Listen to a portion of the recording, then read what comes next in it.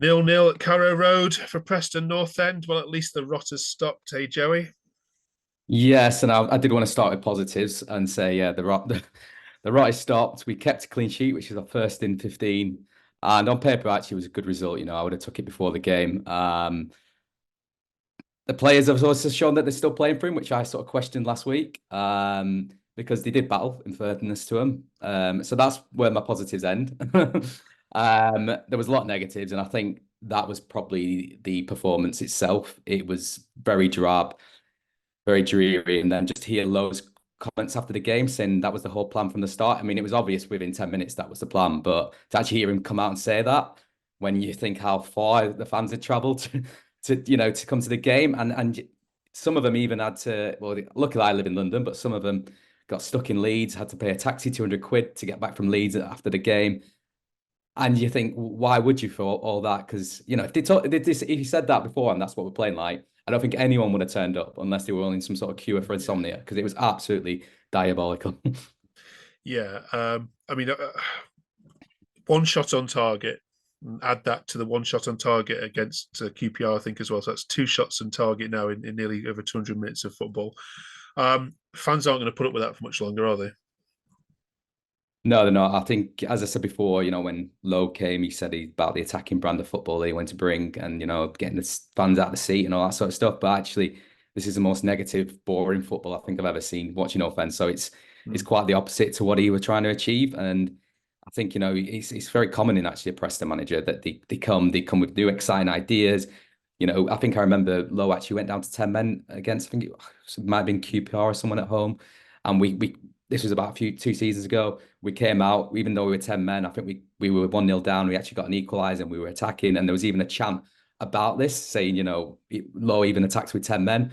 And then now, I think once they get a bit comfortable in the position, in the job, and they get a bit like, oh, I don't want to, upset the apple carts a bit too much, they sort of revert to type and then just play it safe. And Alex Neil did the same thing. Lowe's doing the same thing. And I just think, yeah, I think it sort of shows a manager is a bit desperate at the minute. And I do appreciate that we did need to keep a clean sheet because let's face it, we have been terrible defensively. But this was a team that had actually a worse record than us somehow in defence. The second Yeah. worst in the league, and we didn't even bother trying to attack him. And the fact is, we didn't bother trying to attack him yet. As we still hit the crossbar. We had one cleared off the line, and we literally didn't even try and attack him. So imagine if we had done, we could have definitely got something. They're out for him. You're getting in, their home fans would have gone completely against the players, and it's a different game. So yeah, I think we were just too negative.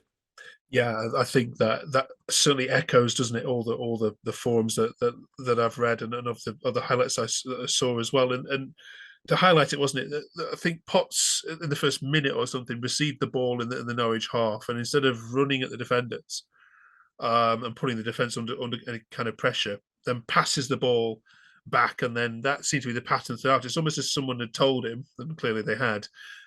When you get the ball, hold on to it, pass it sideways, pass it backwards. We are not venturing into their final third until the 80th minute.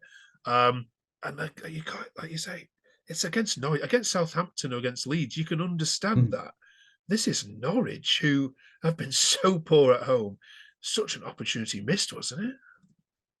Yeah, absolutely. I mean, I think someone needed to tell Lowe that Chelsea aways next month because we did literally play like a non-league team going away to a Premier League team in the cup. It would just like stand off them, just all like sitting back with 10 and 10 behind the ball, but we literally didn't even want to go into their half. It was just so negative. And his even substitutes, I think, reflected that because they made five before we made our second sub, which was in the 88th minute. And our 88th minute sub was to bring Ryan Ledson on, I think, for Ched Evans. It was a very just the whole thing was like, we've got the 0-0. That's great. But what my concern would have been, Watford missed an absolute sitter. And if they didn't miss that, it's 1-0. I think that was probably about 60, 70 minutes in. What was our plan B? Because I don't think we had one. So it was just like, let's just hope they don't score. And luckily they didn't. But I feel like had they done, that game had 1-0 written all over it. And I feel like that's the disappointing thing because, we've got obviously Watford next game, and I feel like they're posing much more attacking threat than Norwich would.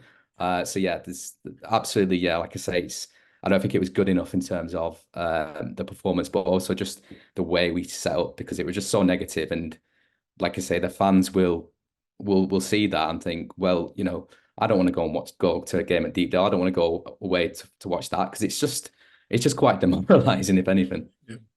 All right, let's talk to a fan who is going to be travelling then to Deepdale. It's our Watford fan, Aaron, and let's get his view on the game. Okay, Preston Watford. Joey, what have you made of Watford then as a Preston fan this season?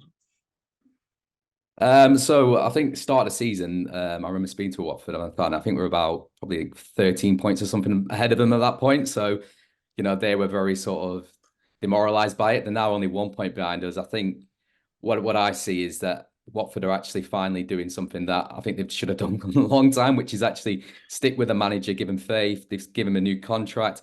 At the time, it felt a bit premature because, at the time, I think they were like 16th in the league. But actually, I think it's paying a bit dividends because it's actually give the manager a bit of confidence. I think that it took the shackles off him, I suppose. Because if you're a Watford manager and you're losing quite regularly, then you're thinking, oh God, my money, my job's up for grabs at the minute. But I think actually giving that faith has shown that actually, they've got faith in him.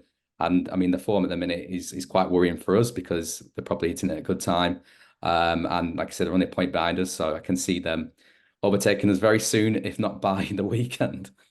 What sort of style is he going to go with now? He can't go defensive, can he? Even though, like you said, Watford potentially, they are a very dangerous team, a very patient team as well. They saw against Southampton at the weekend. What scenario? What system does he go with?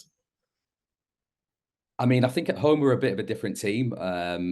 I think usually we used to be a better away team because we used to be better at countering. But at home we've actually sort of gone more attacking, which has been positive at least. Obviously, it didn't work against QPR because we just didn't really play that day. I think the conditions and stuff. But I think we will try and go at it. It might be that that's probably the worst thing to do against Watford, but I think it's the only thing we can do. I think with the criticism, as I mentioned, against the style of play, I think at home, if we start playing negatively, the fans will grab onto that straight away and then it'll change the atmosphere. So I think what we need to do is really just go all guns blazing and play with definitely with Dwayne Holmes and Alan Brown, maybe even Mads for here. And hopefully we have Osmajic by then because at the moment we've got nothing up top. So we need something to stick as well. So yeah, hopefully we're just going a bit more attacking and it might be that it completely goes against us. We lose 4-0, but I'd rather us do that and try than try and shut out a Watford side because it won't happen. I don't think. I think they'll see that and they'll play against it and they'll win, whether it's 1-0, 2-0, they'll still beat us. All right, Aaron, listening to that then, do you recognise those traits in the Watford side you've been watching recently? Do you know what? It's been such a weird season already, and it'll probably just go to get weirder. But it's quite cool to see the evolution of like the squad and how we've been playing. I think you can look back at the previous chats we've had, and I talk about how we're always trying to keep the ball and we create nothing. Well, these last few games have sort of been the opposite. We've been willing to sort of stand up a bit. We've been really good on the break, and I mean, the game against Southampton at the weekend just epitomised that. We played, we set up perfectly. Valerie and Ishmael, now he's been given the time, like he just said, now he's been given the time to really get to know the squad and find the players that he wants to rely on and filter out and like sort of, fine tune it. We're getting a really good production, especially going forward. Yeah, for now, at the moment, I look forward to going to games, which is nice. So long may it continue. Okay. All right, let's get a prediction then. This game this weekend. Preston against Watford. Oh, I'll probably go 0-0 myself, given what you both said about your respective chances. Joey, what are you going with? I'm going to be slightly more optimistic and expect at least some goals in the game, and I'm just going to go 1-1. I think it will be a draw. I think we will maybe cancel each other out. I think we can probably, like I say, I think we will actually try and attack them just because the criticism will score early on and then Watford will equalise, is my prediction. Aaron, same to you. We've had a real knack of coming from behind recently, whether that be to win or draw.